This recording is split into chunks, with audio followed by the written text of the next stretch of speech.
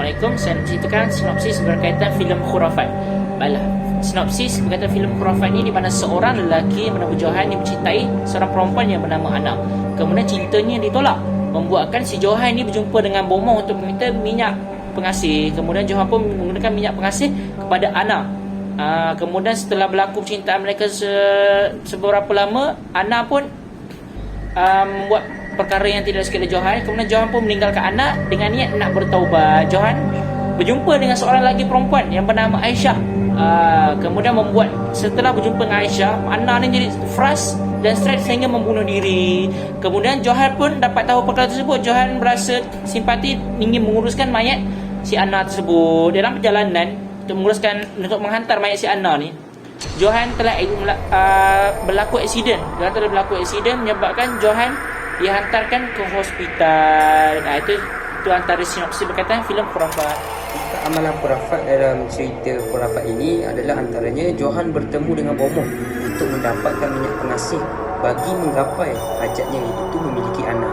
Seterusnya Pak Aziz mengamalkan ilmu hitam dan saka, dan seterusnya mempercayai bahawa roh orang yang sudah mati berpindah ke jasad manusia yang masih hidup, dan akhir sekali membuat perjanjian dengan syaitan. Dan seterusnya adalah pandangan Islam terhadap perkara-perkara khurafat ini. Jadi ia merupakan suatu perbuatan yang syirik dan dosa besar lah. Perbuatan khurafat boleh menyebabkan seseorang itu tergelincir daripada akidah, sehingga boleh membawa syirik, iaitu mempersekutukan Allah dengan sesuatu yang lain. Jadi bila minta tolong bomoh ni, mempercayai bahawa bomoh tu boleh mengatasi masalah dia, iaitu melalui benda yang gaib inilah. Jadi Islam melarang kerana itu syirik, iaitu menduakan Allah, boleh gugur akidah dia sebagai orang Islam. Islam melarang dan menolak kepercayaan kepada benda keramat, memuja, memohon pertolongan, melepaskan nazar dan percaya kepada benda keramat mempunyai sesuatu kuasa selain pada Allah Subhanahu Wa Taala adalah kerana membawa kepada syirik. Firman Allah Subhanahu Wa Taala yang bermaksud Allah tidak ampunkan dosa syirik sementara Dia memaafkan dosa-dosa lain. Maka sesiapa mempersekutukan Allah, iaitu syirik, sesungguhnya ia telah melakukan dosa yang besar. Surah An-Nisa ayat ke-48. Jadi syirik ni adalah dosa yang sangat besar di sisi Allah, dan Allah tidak mengampunkan dosa syirik ini. Maksudnya di sini, kalaulah seseorang itu mati dalam keadaan tidak bertaubat kepada Allah daripada dosa syirik ini, Allah tidak akan berkaitan dengan solusi berkaitan dengan amalan Khurafat. Okey, berdasarkan filem Khurafat, amalan Khurafat yang pertama adalah berkaitan dengan minyak pengasih, yang mana Johan bertemu bomoh untuk mendapatkan minyak pengasih. Jadi solusinya mungkin Johan perlulah berterus terang dengan Alana bahawa dia mempunyai minat terhadap Alana, dan dengan cara itu mungkin Alana terbuka hati untuk menerima Johan.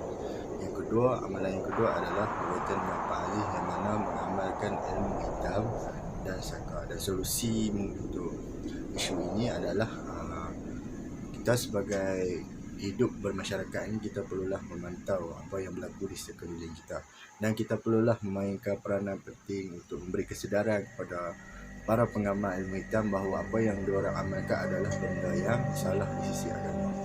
Dan amalan Khurafat yang ketiga adalah mempercayai bahawa roh yang sudah mati berpindah ke jasad manusia yang masih hidup.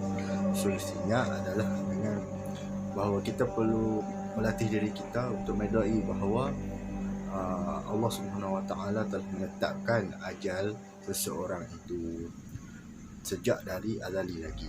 Dan yang keempat adalah membuat perjanjian dengan syaitan. Kebergantungan kita terhadap makhluk lain selain Allah Subhanahu Wa Taala adalah salah, dan kita hanya boleh bergantung harap dengan Tuhan saja, kerana Allah Subhanahu Wa Taala saja yang berkuasa ke atas makhluk. Dan apa yang dapat saya simpulkan daripada filem ini, kita hendaklah sentiasa bertawakal kepada Allah Subhanahu Wa Taala dalam kita melakukan perkara-perkara harian. Sesungguhnya Allah Subhanahu Wa Taala saja yang berkehendak ke atas makhluk.